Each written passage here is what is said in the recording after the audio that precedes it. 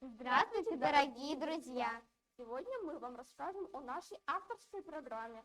Она будет про Ахмета Байтурсынова. Наша авторская программа называется «Жизнь и творчество Ахмета Байтурсынова». Там собрано много интересных фактов, которые вы еще можете не знать. Будет очень интересно, оставайтесь с нами.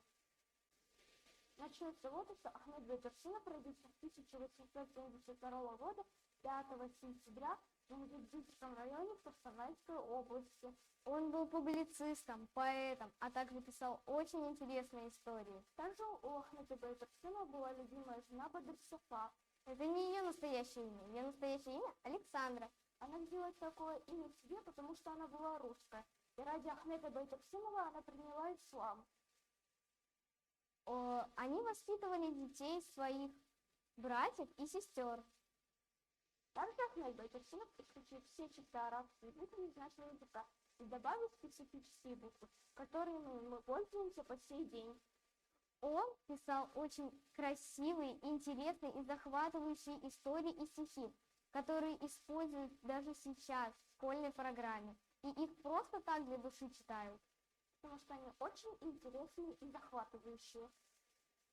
У Ахмета Байтурсынова очень много различных сборников и произведений. Например, «Маса» и «Кырык Мысал».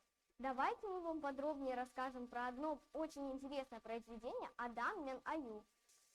Однажды одинокий путник шел по лесу и встретил медведя. Каким-то необычным способом они сдружились. Они помогали друг другу, были прям лучшими друзьями. Но однажды путник решил поспать днем. И ему мешал какой-то комар. Но медведь, как лучший друг, решил устранить эту проблему. Он взял тяжелый камень и хотел убить этого комара, но по случайности убил человека.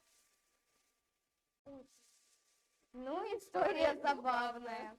Что же хотел сказать этим произведением Ахмет Байтурсынов? Напишите в комментарии. Это первая часть.